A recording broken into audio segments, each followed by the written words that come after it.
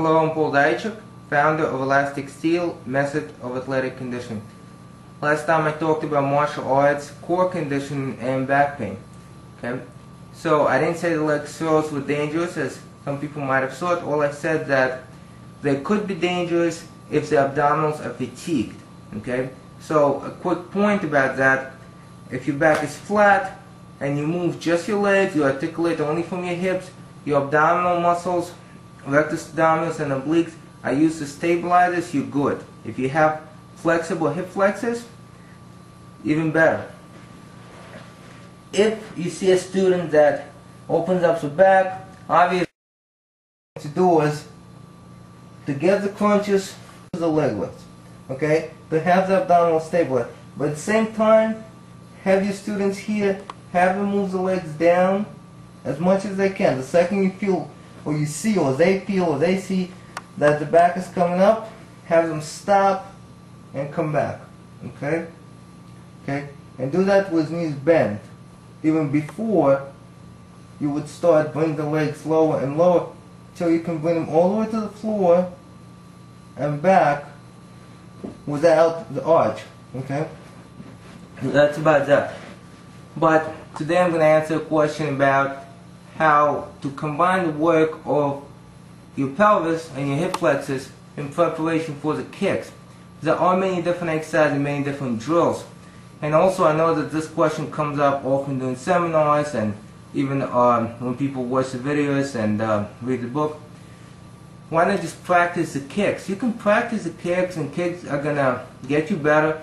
But if you use the massage, if you use the flexibility exercise, if you use the specific strengthening exercise, it's safer and you're going to get the results faster. I'm not saying you shouldn't practice the kick. You should practice the kick, but you should prepare before you practice the kick. That's number one.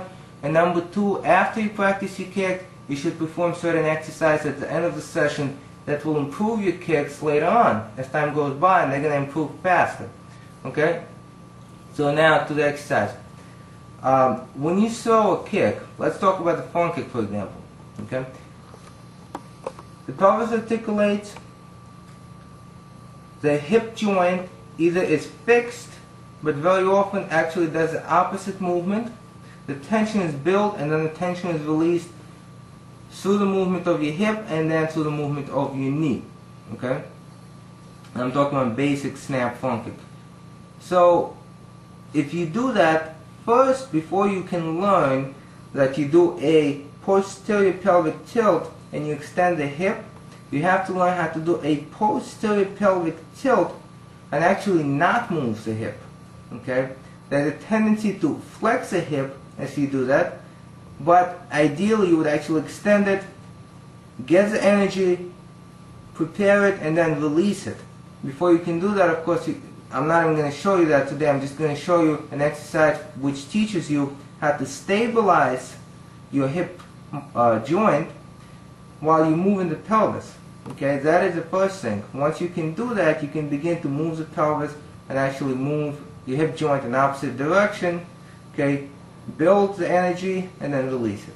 Okay, so the exercise is very simple. I'm going to lift one leg up to 90 degrees.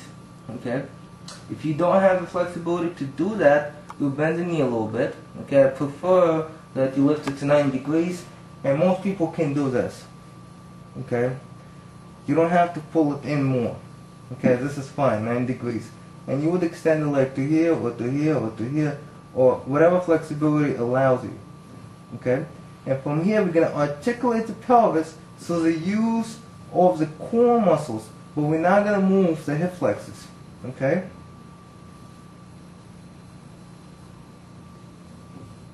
Okay? So technically, you see my leg moving? It's not the hip joint. Okay, same thing on the other side.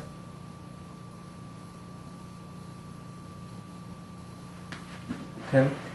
So what's moving is my pelvis. I'm learning how to move my pelvis and fix my hip joint. My hip joint does not move.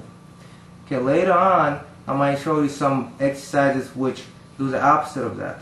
Okay, the energy gets built up and the hip flexors for the release. Not one muscle, it's a lot of different muscles. Okay? You get stronger. One leg comes up.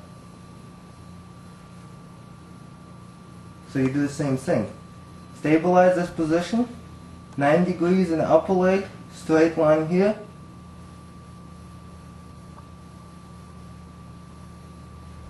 Okay?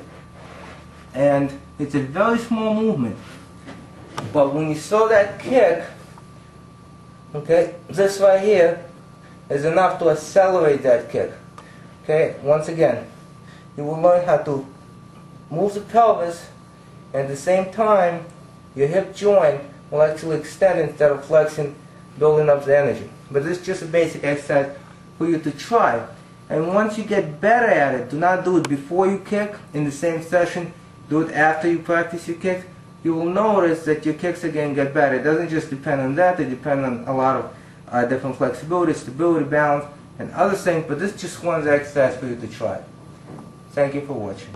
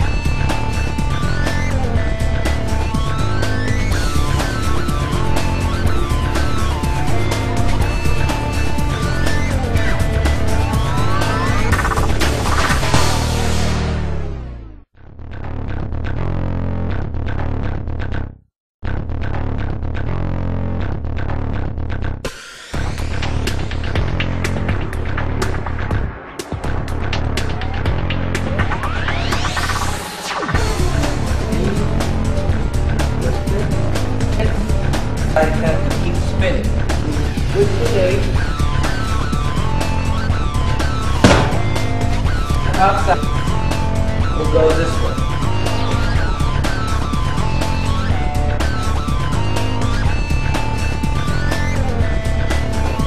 Good.